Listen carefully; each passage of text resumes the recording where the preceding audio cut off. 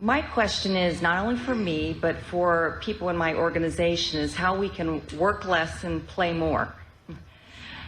Think more and do less. Next. What we mean by that is, if you take the time to align thought so that you allow the universe to fill in appropriately, it requires far less action from you. And in the action that you're then not applying toward your work endeavor, you can play with it. So the answer is play more and work less, and then you'll be able to play more and work less. Did you write that down? I did. Play more and work less, and then you'll be able to play more and work less. But if you play and feel guilty because you think you should be working, you might as well be working. So you have to decide that playing is appropriate and allow yourself the playing. It's tricky because if you believe that you should work hard in order to make something happen, then you got to work hard to make it happen. If you believe that playing is lazy and unproductive, then you never feel really comfortable playing. And that's what goes on with so many. You've picked up these thoughts along your trail and made them dominant thoughts, and then you desire in opposition to your dominant thoughts, and then you can't get things lined up. So you have to reorient yourself. So let us ask you some questions. Now, we ask you to answer quickly, and don't give us the word you think we want to hear. Give us the word that first comes to your mind. And you can all call out if you want to, just for your own personal experience in this. As the virtuous being that you want to be, do you really think that it is better to work or to play? Play. Really, you really think that? You think that now. You think that now because we have influenced you to... But now think about your children. So it's Saturday morning, and you have a long list of things that need to be done. And this is the only opportunity. And they want to play. Do you want them to play, or do you want them to do their chores? Which is a virtuous thing? And how do you counsel them? Do you say, all right, kids, play? Or do you say, we've got some things that need to be done, and when we get our work done, then we can play? What is it, folks? In other words, you can't kid us. We read your energy.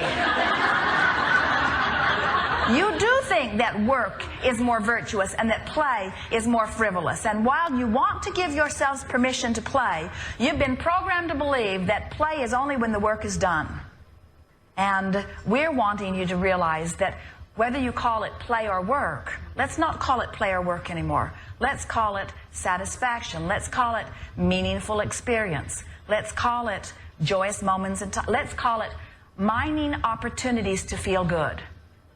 So, mining an opportunity to feel good could be a very productive endeavor. In other words, to Esther, computer work is play, because she loves the expansion in it. Even though many would call it work, they go to work to do it. Esther doesn't see it as work. She sees it as play. So, we think it's the differentiation between my free time and my bondage time that is at issue here.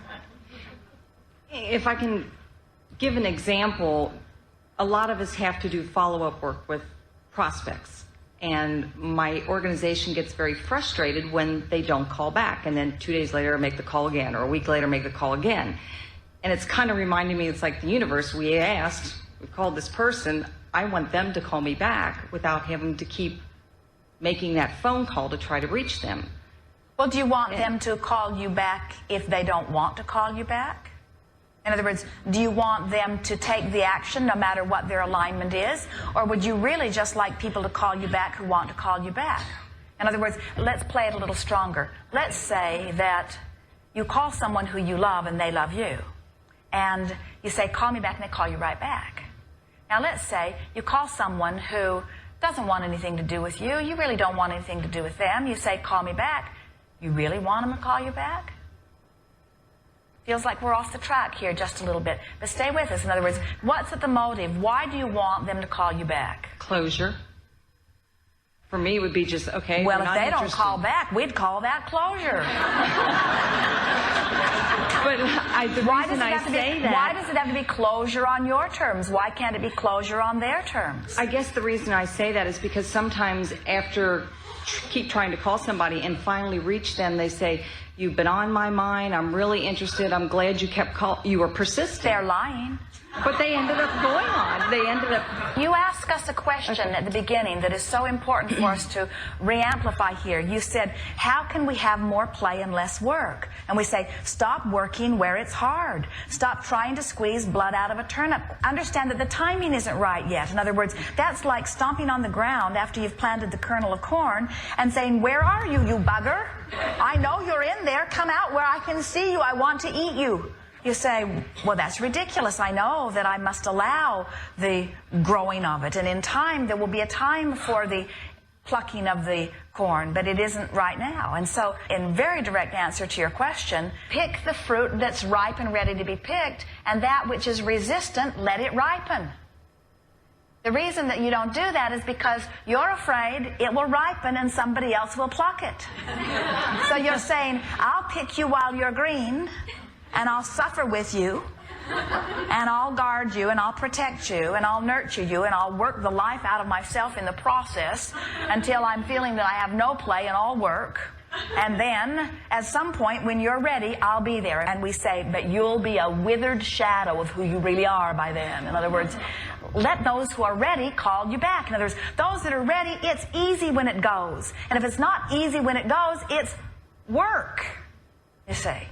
It's resistance. I can say we know there's all those stories. All those stories they will tell you is that, oh, I'm so glad that you persevered with me, because if you hadn't, I wouldn't have come along. And we say, yes, they would have. Yes, they would have. Well, it felt so good last night, just letting it all go and sitting down with a good book, and I had the best time and was feeling so good, saying it just doesn't matter. And when you do that, those who are ready will be there. It is our expectation, watch for it, that things that felt stuck won't be Monday. In other words, in that releasing, you sort of allowed yourself to align. Something that happens is that you have these desires that are very clear, and then you're frustrated about what's happening, and in your frustration, you're not in alignment with your own desires. So even those who are ready for you can't come to you because you're out of alignment, you see. It's a process of trying too hard. You just have to relax and trust that when they're ready, and if they're ready, they'll be there. And otherwise, you want the banana to ripen. In other words, you can take that green thing home, and you can get the peeling off of it, and you can chop it up and put it in your cereal, and you can sort of have a sort of banana experience. But if we were in your shoes, we would let it ripen. Sounds wonderful. I'm ready for that. Yes. Yes, indeed.